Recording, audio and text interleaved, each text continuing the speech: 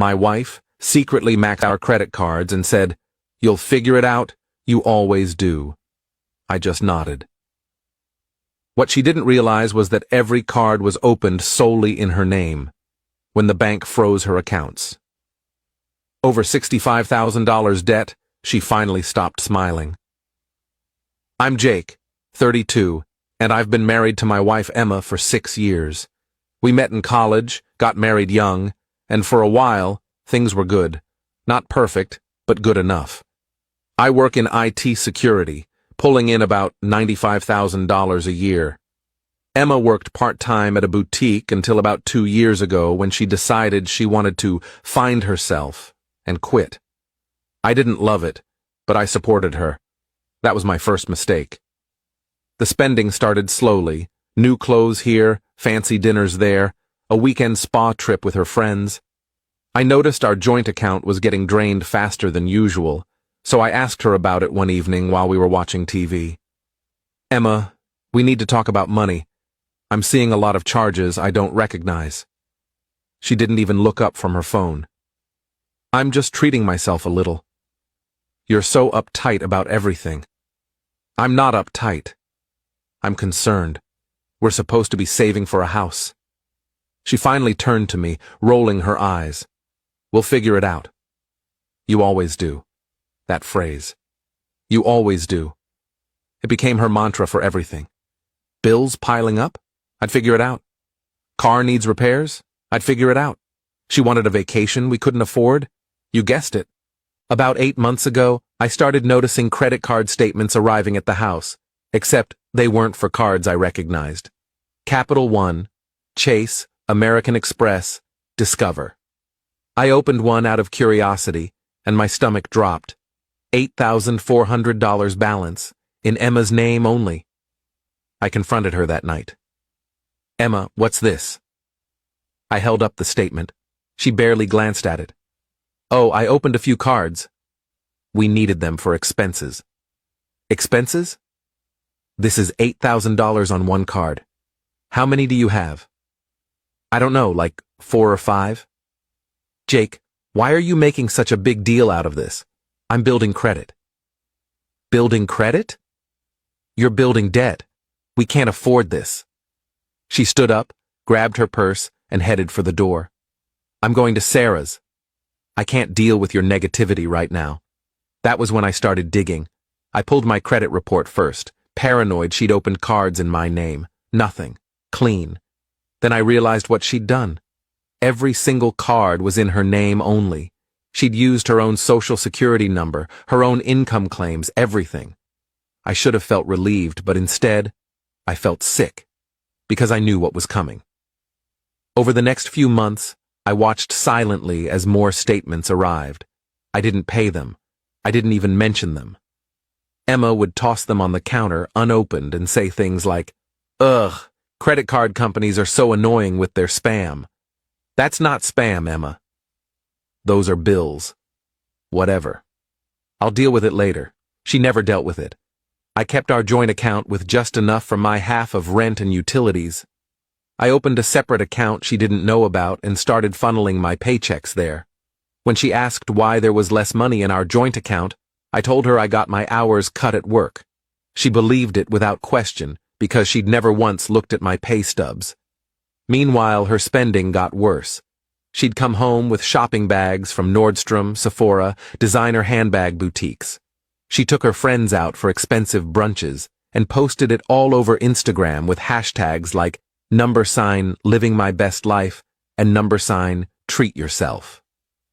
Emma, where's this money coming from? I asked one Saturday afternoon as she unboxed a pair of $600 shoes. I have my ways, she said with a wink. Don't worry about it, babe. You focus on your little computer job and I'll handle the fun stuff. My little computer job. The job that was paying for our apartment, our groceries, our internet, our utilities.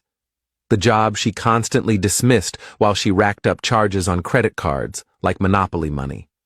Update 1. 3 weeks ago, Emma came home in tears, actually crying. I'd never seen her cry over anything financial before. Jake, something's wrong with my credit cards. They're all declining. I looked up from my laptop. All of them? Yes. I tried to buy groceries and my card got declined. So I tried another one. Declined. I tried all of them. What's happening? I kept my voice neutral. Did you pay the bills? Her face went blank. I thought you were paying them. Why would I pay bills on cards I don't have access to, Emma? Because you always handle the money stuff. I handle our money stuff.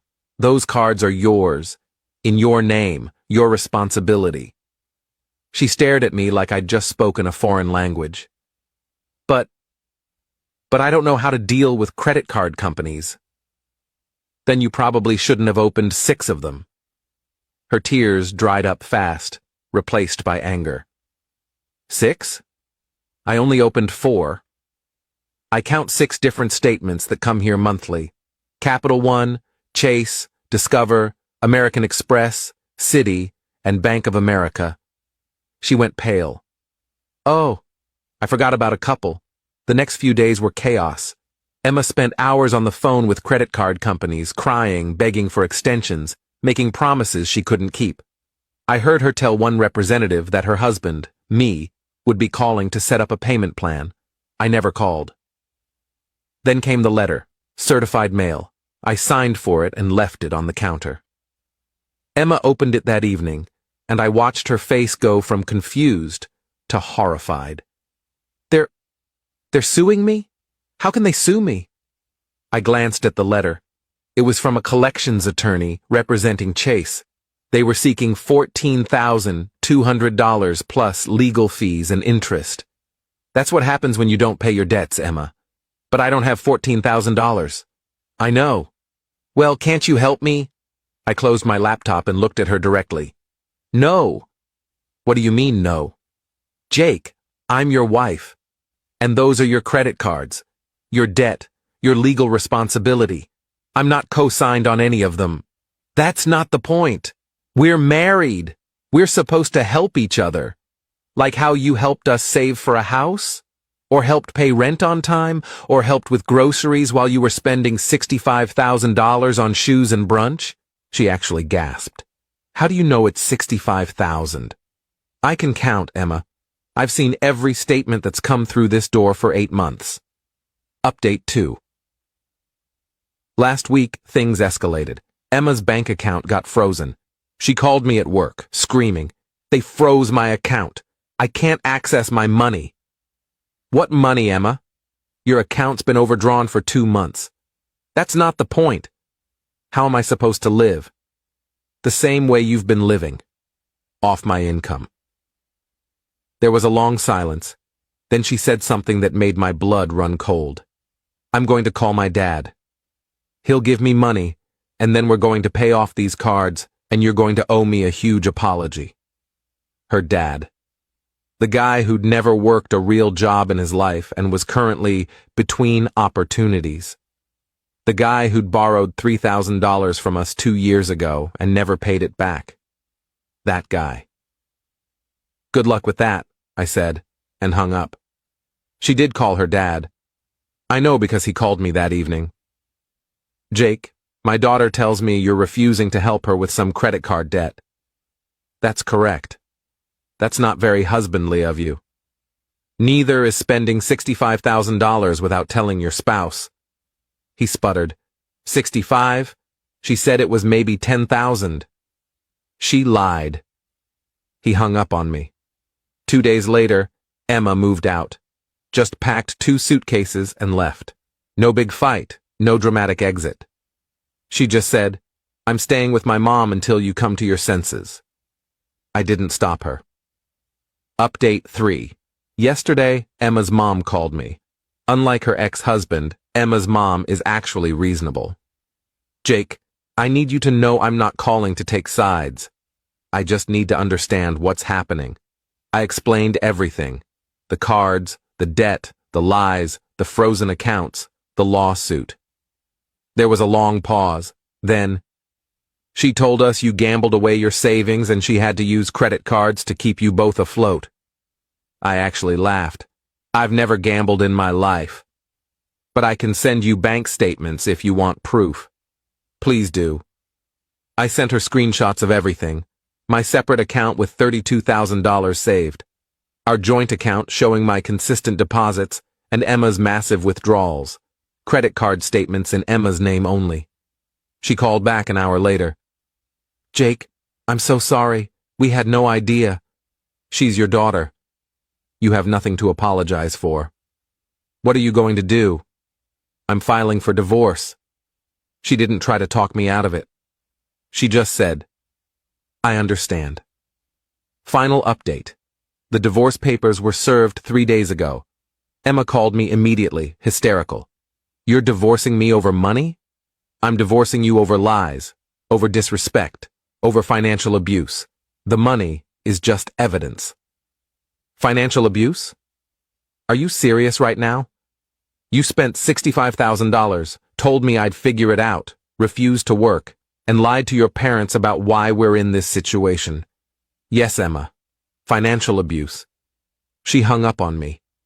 My lawyer says the divorce should be straightforward since the debt is entirely in her name and we kept our finances mostly separate. I won't be liable for any of it. She'll have to deal with the collections, the lawsuits, the frozen accounts, all of it. Alone. Emma's living with her mom now. According to mutual friends, she's working at Target and still insists I'm the villain in this story. She's told people I trapped her with credit cards I convinced her to open. No one who knows me believes her. Her mom reached out last week to apologize again and told me Emma's finally starting to understand the gravity of what she did. Apparently, she had a complete breakdown when the second lawsuit arrived, and her mom sat her down and explained that consequences exist. I'm not happy about any of this. I loved Emma. I wanted our marriage to work. But somewhere along the way, she decided I was an ATM instead of a partner. And when the money ran out, so did her interest in fixing things. I'm okay now. My savings are intact. My credit is perfect. I'm moving into a smaller apartment next month and actually excited about it.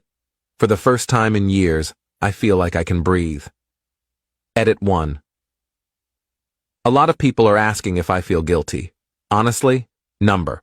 I gave her 6 months to figure it out, to come clean, to make any effort at all. She didn't. She just kept spending and assuming I'd fix it. Edit 2. Someone asked if I ever loved her. Of course I did.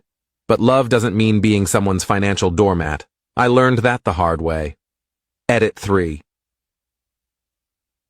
Yes, I know some people will think I should have helped her anyway, but help requires the other person to acknowledge they need it. Emma never did. She just expected endless bailouts with no accountability. That's not a partnership. That's parenthood, and I didn't sign up to be her father.